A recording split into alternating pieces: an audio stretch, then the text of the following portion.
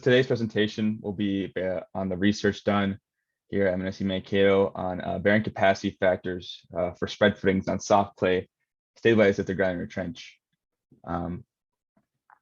As Craig had already started, he gave a brief description of me. As you can see, I am a junior at Mankato. My interest is solid properties, material properties, and structural components. At this part of the webinar, usually the speaker presenter has a long credentials that gives credit to the research. Unfortunately, I'm not that far yet, so I don't have those. But these are the people that make this research the way it is, that make it credible. Spearheading this project is Dr. Madhav Vitkar. I actually wanted to get involved my sophomore year in some research, and I was interested in geotech and structures. And I really thought Dr. Yaman had some very interesting lectures, and I thought him to be a very inspiring professor. So I just wanted to get research in with him. David has been, on the right there, has been my student partner in this research, and I've learned a lot from him as he's a senior this year. He's always ahead of me and a lot of knowledge and expertise, and I've learned a lot from him as well.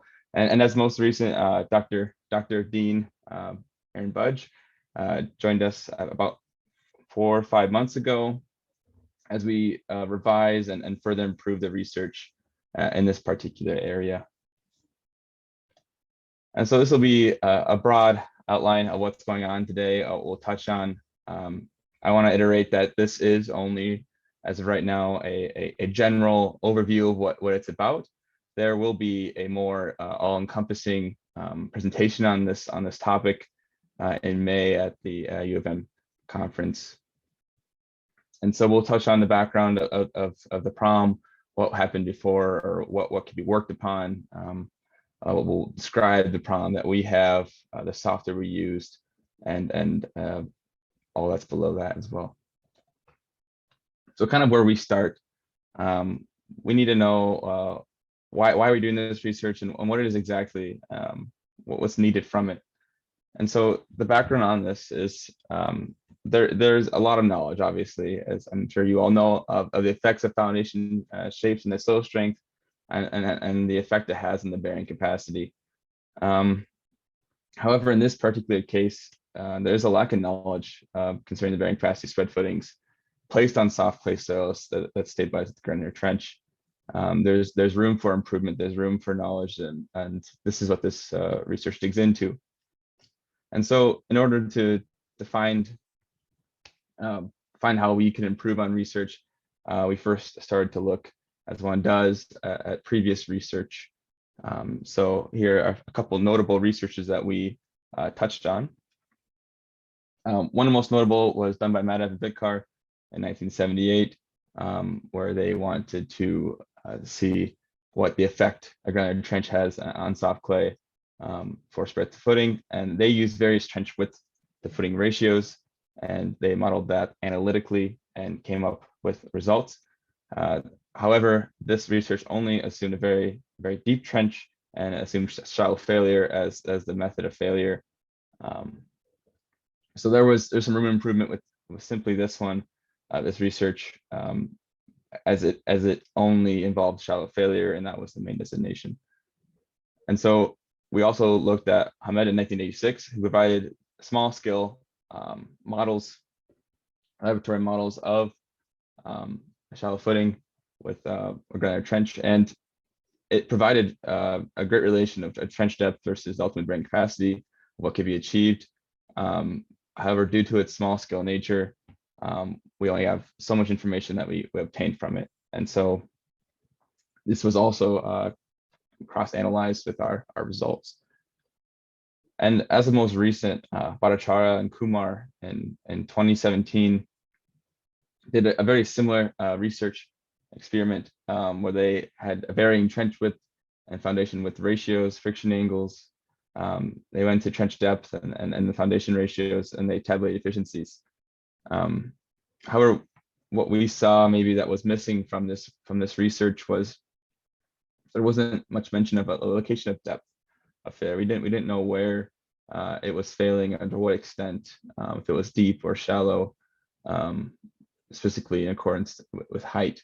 And so we thought there was room for improvement in these methods. This was also analytically done, and so we took a similar approach to it. And so here is a diagram of what we are looking at, the problem statement. As you can see, we have our spread footing on top. We had varying DF over B ratios. We have a trench width as well as a footing width and the height of a trench. We assumed homogeneous soft clay around the whole trench. In order to simplify our calculations, we assumed a specific gravity of, or a specific unit weight of clay to be 18 kilonewtons per meter cubed, and a factor cohesion of 0 for the clay, and then for the granular material, it ranged from 18 kilonewtons per meter cubed. And moving along, we varied the friction angles from 30 degrees to 45, 5-degree increments. So we thought this gave a good representation of what fills need to be used or could be used. We varied our width of foundation with a trench to a width of foundation from 0 to 2, and we apply a surcharge so we can use depth of embedment as a factor. What we used in this is the height of our trench over the width of our foundation, and we varied that, or we increased it until we saw no more improvement shown in the bearing capacity. And so how did we analytically find these results? How do we come up with solutions that we can use to make design charts and tables? So we used a limit analysis discounting layout optimization method using limit state geo as an upper bound solution, giving us ultimate values, and uses it like a sliding block mechanism, block failure mechanism. If we go here, you can see that in order to use this software, you select your boundaries, your grounds, and place nodes within your boundaries, and it'll create discontinuity lines and possible failure planes and mechanisms. And so to the extent of this software, or if you were to place 500 nodes in it, for example, you would come with a lot of failure planes, 10 to the 38,000 number of failure planes, and that's quite a large number. You don't really have memory for computers that are powerful enough that would process it quickly. That is, and we don't have a giant computer to do that. So luckily, Gilbert and Tyus simplified this nonlinear problem into like a linear programming method. It is still a very complex and maybe beyond my knowledge of how it works exactly, but it simplifies the problem down and allows us to calculate and obtain answers in a more timely fashion. And so we thought we need to make sure that we're getting answers that make sense, that line up with previous knowledge and are following a good trend. And so we measured them against Madhav Vitkar, and we want to make sure that things were turning out right. And so as you can see, our results, they agree with Madhav Vitkar's methods, with I believe only 12% difference being the max difference located at W or B equal to 1, as you see in the middle. Obviously, there's some variation with Madhav Vitkar assuming assuming always shallow failure, and we involve deep failure in our research. So there is a little bit of variability there. We also compared it against Hamed's method, and as you can see, it also has a pretty good agreement. It follows a trend line all the way up, except at the end there where you see there's 24% difference in results. Now we believe that this is due to the small scaleness of the laboratory results. So the failure plane could have effect by the bottom of the box had effect on that failure plane, and maybe it's provide support that wasn't necessarily there or supposed to be there. And so we believe that's why our results deviated from Hamed's. And finally, with Bhattacharya and Kumar, you can see that our results are they line up very, very nicely and make lots of sense. And so that was really, we knew we were on the right track then.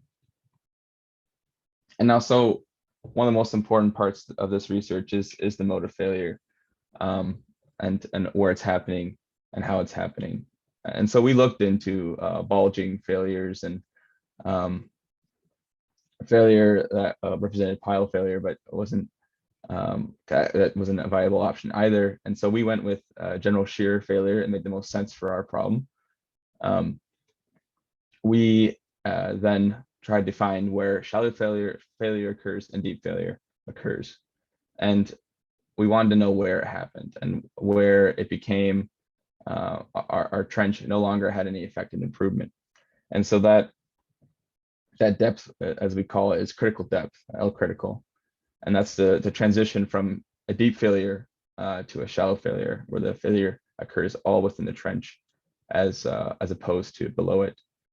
And so that was one of the big additions in the previous research that we have in this research. And so we provided charts and tables that you can calculate what your critical depth will be, where your failure will occur only in your trench. And using these charts, designers can find a depth at which they can find that won't give them results that don't make sense. So you can use this simply by using your parameters that you have designed for your site, and then finding L critical going across. And so the determination of our bearing capacity factors, as you can see, our equation, Colton bearing capacity down there, is adjusted coefficients that we solve for. And within the paper, within the research, there are coefficients that you can follow and to calculate the ultimate bearing capacity. We'll go greater detail into this as the U of M concert comes up in May, and the back calculation process for that. And so our results, what did we get out of it? What did we find? We found NC usually varies and goes up and down as to balance out the equation. And this, as I said before, we'll get into more detail further, and so I'm just going to be brushing over this a little bit. You can see NQ increases fairly steadily until 1, and then it has a sharp increase as well, which is a pretty notable part of this. We found that it was highly influenced by friction angle, the height of a trench over footing width ratio, and the width of the trench to footing width ratio. Ideal. The depth of embedment over footing width ratio was also a big factor in improvement and this NQ result. And so we want to show a way that this helps the improvement of your trench or quantifies it. And so as you can see, these figures show how much improvement you can attain with certain parameters, with certain friction angles. Obviously, the higher your friction angle, the more improvement you'll achieve, and the greater support you'll have. You can notice that the improvement goes higher with friction angle. However, it also, in order to reach that plateau, that critical depth, you need to go farther down. Your ratio of height of trench to footing width needs to go up.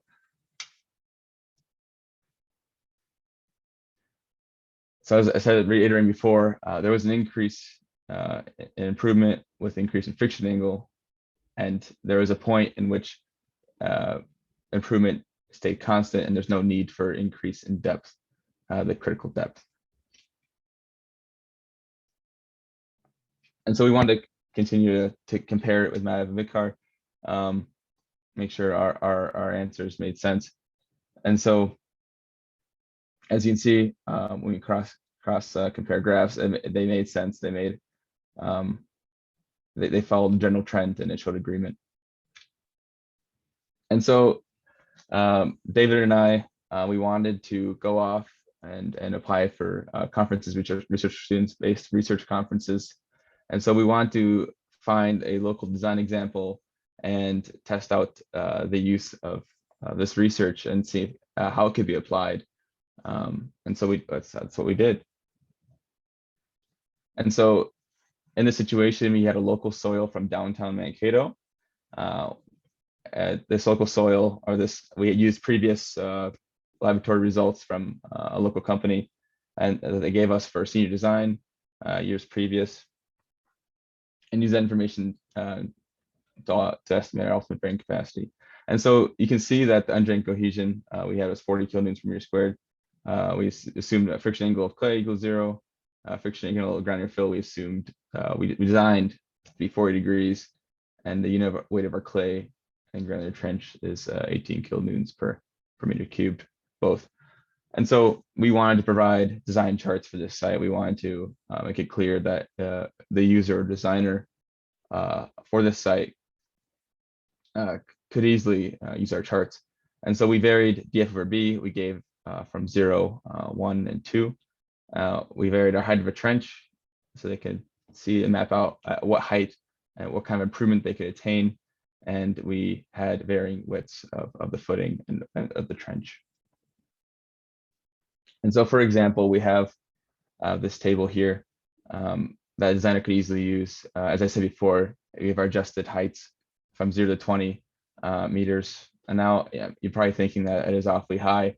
That is true. We did this in order to show that there is a critical depth in plateau moment. And so I imagine someone will probably be creating a 60-foot granular trench, but this is just to further prove and show the research. But as you can see up top, you have the width of the trench, and it involves the width of the foundation. And so there's multiple tables for this, as we'll get into. And here's a graph of that previous table. As you can see, there is that plateau. There is that critical depth that is reached at a certain point. Obviously, the depth of embedment over the width of the footing does have an effect on where it doesn't with the footing. Depth of embedment over width of footing has an effect on where that critical depth is reached. It is pushed out, and EMS go down farther. Obviously, there's some improvement that's involved with that too. But these results were very encouraging, and kind of showed us that we weren't going down the wrong path. And to further confirm our accuracy, we thought it would be smart to cross-reference with Madhav and Vitkar. And so we also use this method, use the Madhav and Vitkar method to cross-compare with our own results. And as you can see, there's some general agreement upon those results. Looking at the bottom left table, you can see that the max plateau improvement is, or I guess bearing capacity is 117 kilonewtons per meter squared. And then for that same those same parameters, that critical depth for our own results, it was 1,094 kilonewtons per meter squared. And so it showed general agreement. That was perfect. We could be confident in our results. We could be knowledgeable what we were doing. And so that we would decide that we didn't want to just provide numerical and quantitative results. We also want to provide some improvement graphs, so still numerical, but maybe a little more clear is these improvement charts. And so we varied the same factors as before, but just graphed it over bearing capacity with no trench over footing. So you can see that there is general improvement with trench depth and the changing of factors, and you can kind of see where you're going to end up or see where you're going to plateau. For example, if you were to build a site with a width of trench over width of footing of a 0.5, you'd reach 4 meters, and that is the max bearing capacity you're going to reach. There's no need to dig any farther. And we also know that at that point, your failure will be totally through your trench and not deep failure as it would previously. And so as we go from depth embedment increases from no depth embedment in this case to depth embedment over footing with ratio of 1, it continues to increase improvement factor and continues to show that there is a plateau in results. And as our last measurement with our ratio equal to 2, it was a little bit more, it's not erratic, I would say, but not as uniform, but it continued to prove that there is a plateau finding. And so what we get out of it, what are our findings for this situation? So we found that these equations, they were very easy to use. It was very easy to attain these tables. And so if you had your own site parameters and your own constraints on your site, you could definitely use these tables to further give yourself confidence about your site. And we saw that the design charts did agree with previous accepted methods and solutions. So our method just gives you more knowledge about those solutions. And you can find your max improvement if necessary, and know where shallow failure is totally within inside your trench. We did see that D4B did not have that large effect on magnitude of improvement. In this case, as you can see, it only rises as you go from the top case from 4 to 4.5 for the same other parameters. And so we found that the biggest changer in our improvement was the width ratios of trench and footing, as well as the trench depth. And so here are some of the references we used. But now I'm open to any questions you might have, anything I missed over. More than willing to answer some questions. Thank you. All right.